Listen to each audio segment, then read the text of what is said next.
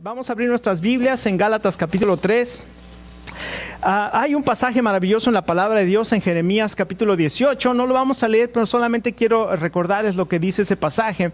Es el profeta Jeremías. Dios le habla al profeta Jeremías y le dice: ve a casa del alfarero. Y aquí el alfarero está haciendo una vasija. Y dice que mientras vio al alfarero que estaba trabajando en una vasija, y la vasija se deformó en sus manos.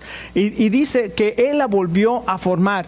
Y le dijo a Jeremías: Jeremías, yo soy Dios. ¿Tú crees que y ustedes son como el barro en mis manos? ¿Tú crees que yo no los puedo formar? Y una de las cosas que Dios quiere hacer en nuestra vida es formarnos a la imagen de su Hijo Jesucristo. Y el apóstol Pablo, cuando está escribiendo esta carta a los Gálatas, ya vimos que está enojado, ya vimos que les dijo algunas cosas fuertes, como qué torpes son, Gálatas, les dije Gálatas insensatos o Gálatas torpes. Se ve que el apóstol Pablo está molesto, pero al mismo tiempo vemos algo maravilloso en esta carta y sobre todo en este pasaje que vamos a leer el día de hoy, y vemos la parte paternal, el lado paternal del apóstol. Vemos el lado amoroso y tierno del apóstol, que comienza a hablarles ahora como un padre a su hijo, y les dice: queridos hijos. Una de las palabras que les dice es, o les dice hermanos. Comienza a hablarles de una manera muy especial, porque quiere hacer tres peticiones a los, en este caso, en este pasaje, les quiere hacer tres peticiones. Y estas peticiones Él quiere que sean afirmados en su fe. Él quiere que sean fortalecidos en su fe, y además Él quiere que puedan madurar en la fe. Esta es lo que escribe el apóstol Pablo en estos versos que vamos a leer el día de hoy, que vamos a estudiar, y el mensaje se llama Formando a Cristo en los cristianos. Qué curioso título, ¿verdad? Formando a Cristo en los cristianos. La palabra cristiano quiere decir seguidor de Jesucristo. ¿Por qué? Porque nosotros como cristianos nos comportamos de la misma manera que el Señor Jesucristo. Hay un pasaje en Primera de Juan que dice: pues como Él es, así somos nosotros en este mundo. Qué maravilloso pasaje que dice: como Jesucristo es, así también somos nosotros en este mundo. Y siempre le doy gracias a Dios, que digo: qué bueno, Señor, que no lo pusiste invertido, porque ya ven que hay una regla o una ley en las matemáticas que dice que el orden de los factores no altera el producto. Así es que como Él es, así somos nosotros. Pero imagínense que ese pasaje dijera: pues como nosotros somos, así es Él. Me gustaría que así dijera la palabra de Dios, que como yo soy, así es Jesucristo. Qué vergüenza, ¿no? Porque nosotros conocemos quiénes somos, pero también la palabra dice: como Él es, así somos nosotros en este mundo. Y la intención de Dios, en su amor maravilloso, es transformarnos y formar a Cristo en sus hijos, a formar a Cristo en los cristianos. Vamos a ponernos de pie un momento y vamos a leer Gálatas capítulo 4.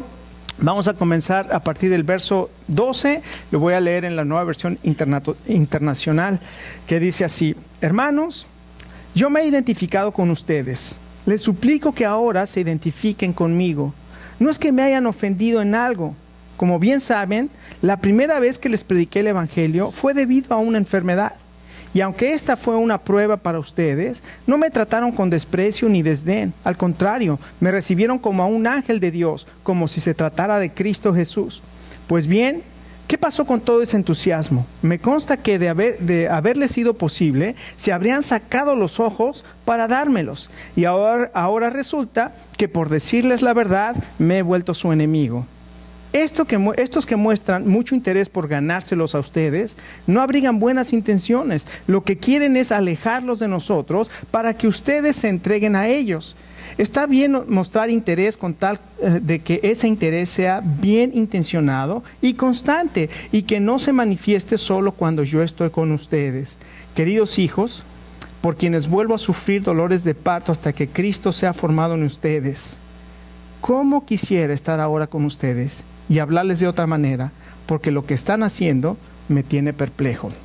Vamos a orar. Padre, gracias por tu amor maravilloso, y porque, como dice el apóstol, Él está sufriendo dolores de parto hasta que Jesucristo sea formado en nosotros. Y esa es tu intención para nosotros, que tu Hijo Jesús sea formado en cada uno de nosotros. Te pedimos que nos ayudes, que en este momento abras nuestro entendimiento para poder entender tu palabra y, Señor, para tomar decisiones radicales en nuestra vida que van a traer bendición y que van a hacer que nosotros podamos ser formados de acuerdo a la imagen de tu Hijo. Lo pedimos en el nombre precioso de nuestro Salvador. Amén. Tome asiento. Entonces, en primer lugar, el apóstol comienza en este verso 12 y les dice a los Gálatas que les dice, queridos hermanos, o esta palabra hermanos, yo me he identificado con ustedes, les suplico que ahora ustedes se hagan como yo, o se identifiquen conmigo. La semana pasada nosotros hablamos de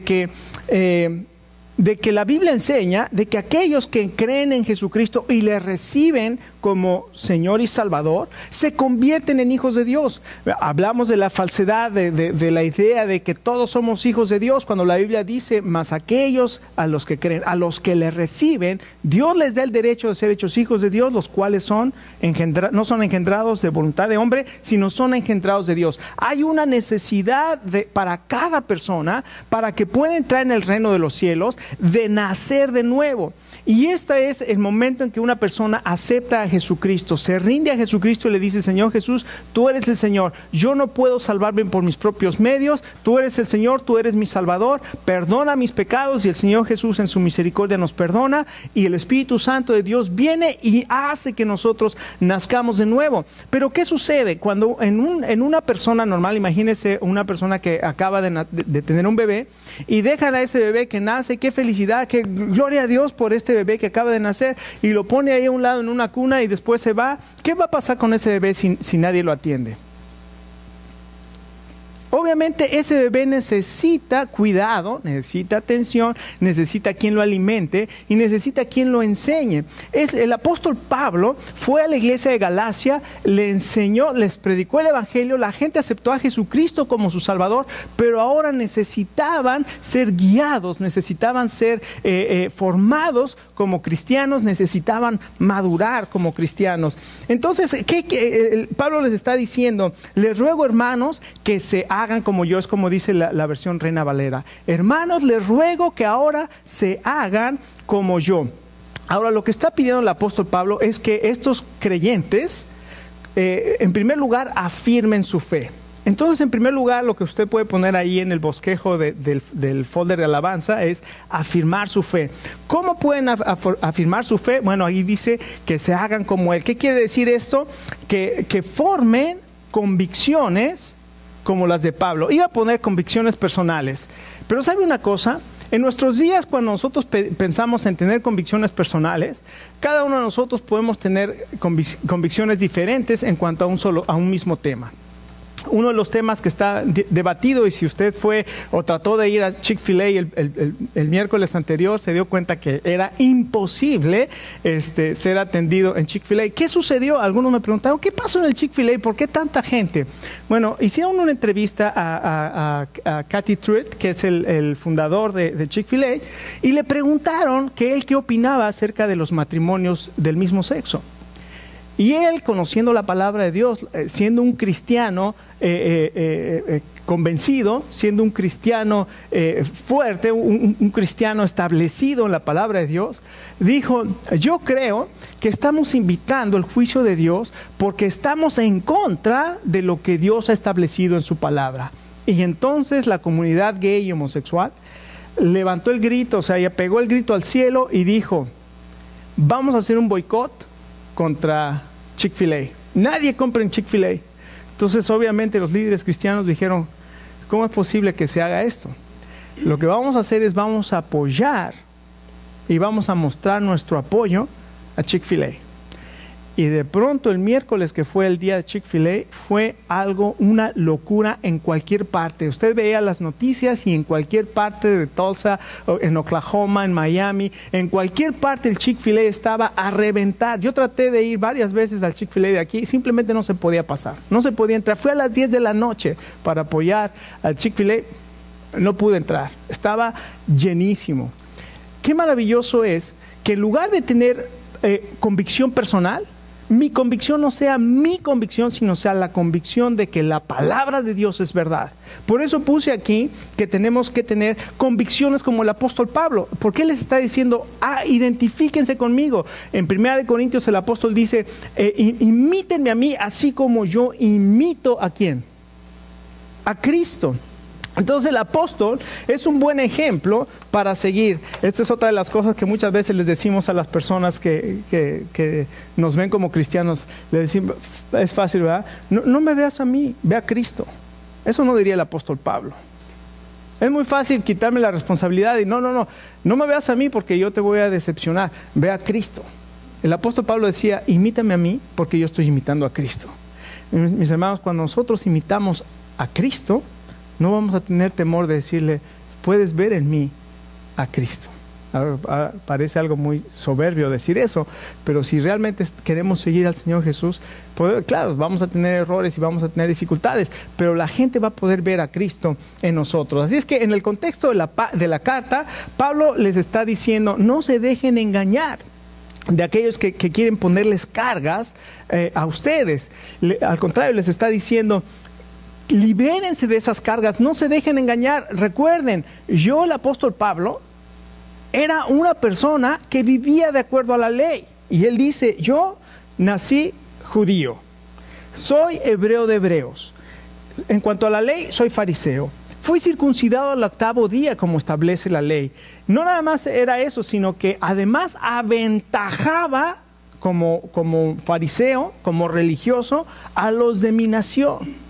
Y llega a decir ahí en Filipenses capítulo 3, pero cuantas cosas eran para mi ganancia, las he estimado como pérdida, como basura. Dice, como por conocer a Cristo, por amor de quien he perdido todo y lo tengo por basura para ganar a Cristo. Y Pablo les está diciendo, no se sujeten ahora, no quieran, yo sé lo que es tratar de vivir agradando a Dios por las obras, por cumplir la ley, y eso lo único que trae es tristeza y es esclavitud. Ahora sean libres como yo soy libre, y me he hecho a ustedes como si fueran yo también gentil. Y recuerden en 1 Corintios creo que es 9, el apóstol Pablo les dice a los discípulos, me he hecho de todo a todos para de todas maneras ganar a algunos. ¿Qué quiere decir esto? ¿Que Pablo participó en los pecados de los gentiles? No está diciendo eso.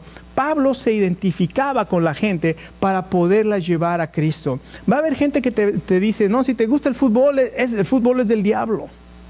Inmediatamente ahora tienes que dejar de jugar fútbol porque el fútbol es del diablo. Ya me imagino al hermano Segundo, que todos sabemos que tiene una pasión por el fútbol. Diría que, sin embargo, en lugar de decirnos, deje el fútbol, como dirían algunos legalistas, dirían, aprovecha ese gusto, encuentra personas que tengan ese mismo gusto y compárteles el evangelio. Hazte como ellos para compartirles el evangelio. Hay gente que le gusta el golf, yo soy malísimo para el golf, pero hay gente que le gusta el golf. Se puede encontrar personas que les guste algo, encuentre algo en común con las personas para poderles compartir del amor de Dios. Es lo que está diciendo el apóstol Pablo. Así es que Él también nos invita a nosotros para llevar el Evangelio. No solamente entonces nos invita a que formen las convicciones, como el apóstol Pablo, sino también dice que en el verso 13 comienza a decirles, porque ustedes saben que cuando yo fui a predicarles el Evangelio, fui a predicarles por causa de una enfermedad. ¿Saben lo que nos está diciendo esto? Que al predicar el Evangelio tenemos que utilizar o usar las circunstancias providenciales. Hay circunstancias en nuestra vida que nosotros no las elegimos, que vienen a nuestra vida, pero muchas veces, no muchas veces, siempre, ahora sí voy a utilizar ese absoluto, siempre Dios tiene un propósito para nuestras circunstancias. A ver, ¿escuchó eso? Siempre Dios tiene un propósito para nuestras circunstancias. ¿Por qué? Porque el apóstol Pablo, cuando salió a predicar el Evangelio y llegó a la región de Galacia, tal vez su idea era ir a Éfeso, que finalmente después estuvo en Éfeso y pasó 3 años en Éfeso. Pero antes de ir a Éfeso, dice la Biblia que lo encontró una enfermedad. Ahí se enfermó, y entonces en lugar de ir a Éfeso, que no sabemos si esa era su intención, pero pudo ser, dice que pasó a la región de Galacia y ahí fue predicando el Evangelio. Y dice, esa enfermedad que yo tuve, la aproveché para predicarles el Evangelio. Ahora hay muchos que piensan, bueno, ¿cuál es la enfermedad del apóstol Pablo? La enfermedad no es importante. Lo importante es el propósito. Algunos piensan que tenía migraña, algunos decían que padecía epilepsia, algunos decían que no podía ver bien, por eso escribe más adelante, dice, y les escribo con grandes letras, o más adelante que también dice, si hubieran sacado sus ojos para dármelos. Algunos piensan que tenía eso, algunos dicen que sufría de migrañas. La verdad es que no sabemos cuál era su problema. Lo que sí dice el apóstol en 2 Corintios 11, dice que Dios le había dado un aguijón en la carne, un mensajero de Satanás que no lo dejara que se ensoberbeciera. Y dice, 3 veces he rogado a Dios que me lo quite y no me lo ha quitado. ¿Qué quiere decir eso? Si eso era una enfermedad, usted sabe, hay personas que dicen que si usted está enfermo, está en pecado. Es más, una vez vino un predicador aquí y dijo, si usted está en pecado, lo más seguro es que tenga artritis. Y había una persona que tenía artritis aquí en la congregación. Y eso lo único que causa es confusión, porque entonces, yo no sé qué tengo, porque tengo artritis.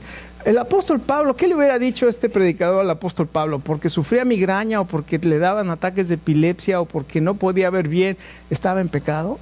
Es más, dice el apóstol Pablo, yo he rogado 3 veces a Dios para que me quite este aguijón y el Señor me ha dicho, bástate mi gracia porque mi poder se perfecciona en tu debilidad. Y el apóstol dice, así es que mejor me voy a gloriar en mi enfermedad o en mi debilidad para que repose sobre mí el poder de Cristo. ¿Qué visión tan maravillosa del apóstol Pablo?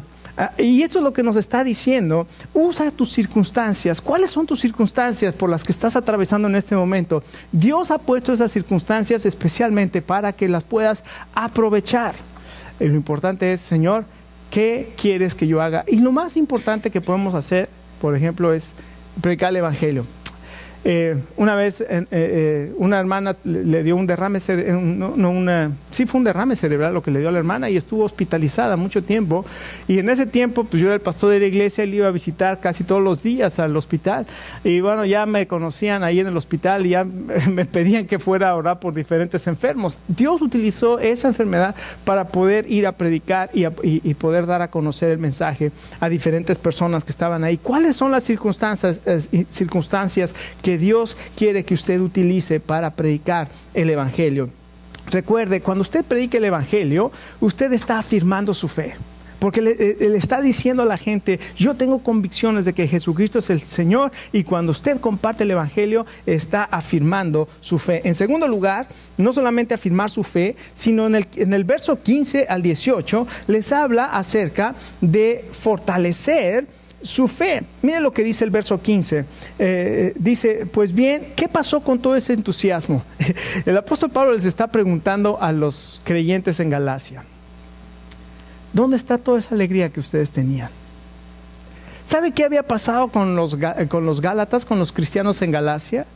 Había desaparecido su gozo. ¿Usted conoce personas que tienen, que son personas tristes? Que son personas amargadas o deprimidas, o que siempre están así con el ceño fruncido, como si o simplemente su rostro dibuja la historia de su vida. Usted ve a la persona y refleja el dolor, el padecimiento, la desconfianza, las heridas que ha tenido en su vida. Déjeme decirle lo que sucedió con los Gálatas. Cuando el apóstol Pablo llegó y predicó el Evangelio ahí, seguramente había muchas personas que habían tenido pasados bien difíciles, que habían tenido experiencias terribles que dejaron huellas, marcas terribles en su vida. Pero dice el apóstol Pablo, cuando yo llegué y les prediqué el Evangelio, Dios hizo grandes maravillas.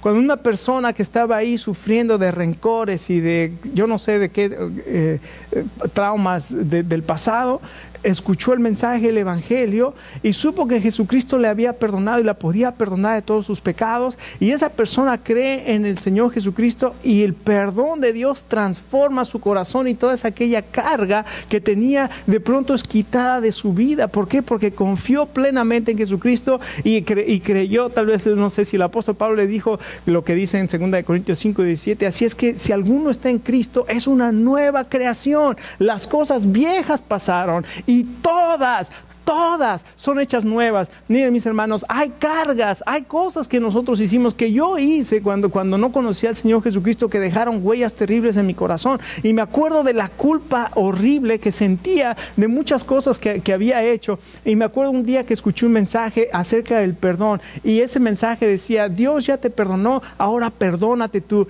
Y entonces me acuerdo aquel día que dije: Señor, si tú ya me perdonaste, ¿qué estoy haciendo yo cargando una culpa que ya no me corresponde? Esa culpa la pude dejar en la cruz, y fui y le dije: Señor, toma esa carga, toma esa culpa, gracias por tu perdón, acepto tu perdón, y yo también me perdono, y esa culpa cayó de mis espaldas. Tal vez usted está sufriendo culpas este día, tal vez usted está sufriendo de algo que sucedió en el pasado. El apóstol nos dice: ¿dónde está la alegría? Deje que el gozo del Señor llene su corazón, deje que su perdón le alcance, traiga sus cargas delante de los pies de la cruz y dígale: Señor, aquí están mis cargas, ahora recibo tu gozo, recibo tu perdón, recibo la llenura de tu Espíritu Santo en mi vida y recibo esa gracia que tú tienes para mí. Y eso es lo que le está diciendo el apóstol Pablo, y les está diciendo cómo pueden fortalecer su fe.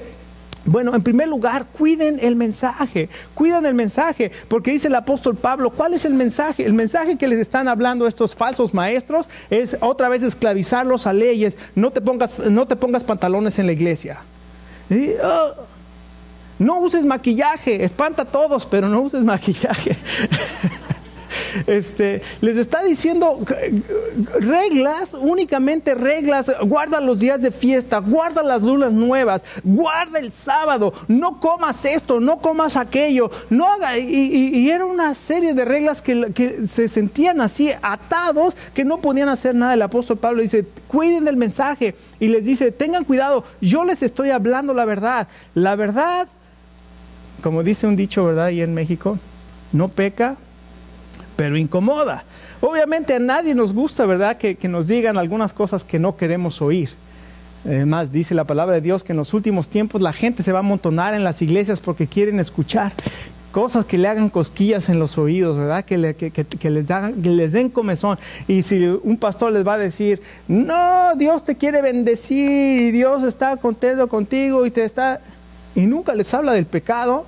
Es más, hay pastores que dicen: yo no hablo del pecado en mi iglesia porque puedo ofender a alguien. Yo no hablo de este tema del infierno en la iglesia porque puedo ofender a alguien. Y el apóstol Pablo dice: si yo les hablo la verdad, por eso soy su enemigo. Cuídense de estos que están dando mensajes, que lo único que su motivación, en segundo lugar, no solamente el mensaje, sino dice: cuídense de su motivación, porque esa motivación que tienen no es una motivación honesta ni sana. El verso 17 y 18 les dicen: lo único que quieren estos es ganarlos para ustedes, apartarnos de nosotros y ganarlos para ellos. No les interesa absolutamente su condición espiritual, no les interesa formarlos para Cristo. Lo único que quieren es tenerlos en su grupo.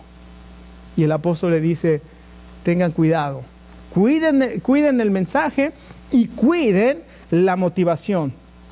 Mis hermanos, una de las cosas que queremos hacer también, y lo hemos estado hablando con algunos en la iglesia, es que ahora en los grupos de vida queremos que todos podamos participar a las 9:15 de la mañana en algún grupo de vida. Queremos abrir más grupos de vida y queremos también organizarnos de tal manera que tengamos, que seamos afines. Pero en esos grupos de vida queremos tener algo que se va a llamar cuidado congregacional. Cuando una persona falte, como vemos que yo estoy viendo que hay algunos hermanos que han faltado hoy, llamarles por teléfono, saber qué está pasando con ellos, orar por ellos, y que sepan que a nosotros nos interesa, que no nos interesa nada más tener número. Gracias a Dios, y ojalá, y mi oración es que podamos crecer, pero no nada más crecer por ser muchos, sino crecer porque nos interesa a las personas, porque queremos su bienestar y queremos que ellos también puedan ser formados en Cristo. Así es que Finalmente, no solamente entonces es afirmar su fe o también fortalecer su fe, sino que también es madurar en la fe. Y aquí Pablo se expresa con palabras muy cariñosas en estos versos. Y les dice, queridos hijos. Pablo consideraba a los Gálatas como sus hijos espirituales. ¿Por qué? Porque él fue a Galacia, él les predicó el Evangelio, ellos se convirtieron por la predicación de Jesucristo, de Pablo, que hizo acerca de Jesucristo, y entonces él los consideraba sus hijos espirituales. Y dice, yo he sufrido dolores de parto. Miren, hermanos, formar a Jesucristo en nuestra vida, a veces tenemos que sufrir dolores. Como el dolor de parto. El dolor de parto es cuando ellos nacieron. Cuando Pablo fue y predicó el Evangelio, estaba sufriendo y seguramente sufrió. ¿Se acuerdan que inclusive lo quisieron apedrear en Iconio? Porque sanó una persona y lo querían adorar como Dios y dijo, no, yo no soy Dios. Y después lo bajaron y lo querían apedrear. Y de hecho, más adelante lo apedrean y pensaron que estaba muerto y lo dejaron ahí. Y sin embargo lo levantaron y el Señor lo sanó. Sufrió por engendrar nuevos creyentes. Y Pablo dice, a veces para traer creyentes, para ser creyentes, tenemos que sufrir por engendrarlos en la fe. Pero también dice, no solamente eso, ahora vuelvo a sufrir.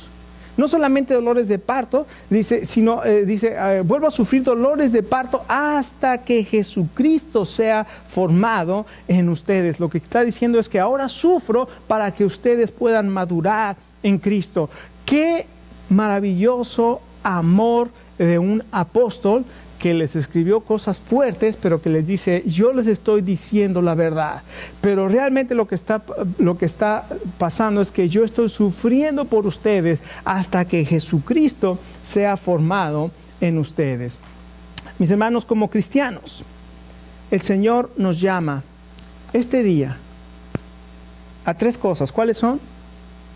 A afirmar nuestra fe, a fortalecer nuestra fe y a madurar en la fe. Pero el peligro que cada uno de nosotros tenemos es este.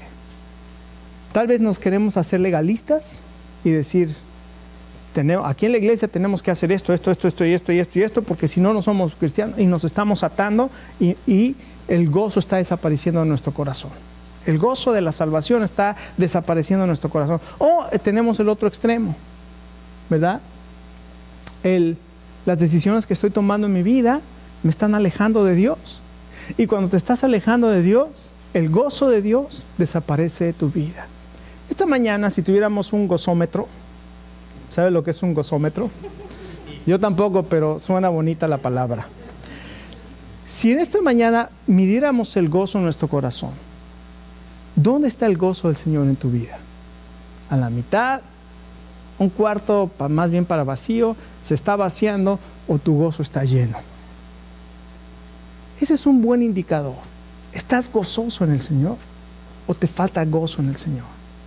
Si sabes que te falta gozo en el Señor, afirma tu fe, fortalece tu fe y decide madurar en tu fe. ¿Qué es lo que tienes que hacer? Lo más difícil, tomar la decisión. Toma la decisión. Si no tomas la decisión, nunca va a pasar nada en tu vida. Si hoy tomas la decisión, Dios puede transformar tu vida. Vamos a ponernos de pie y vamos a orar. Y le voy a pedir al grupo de alabanza que pase y vamos a cantar estos 2 cantos que aprendimos hoy con el grupo de jóvenes. Vamos a orar.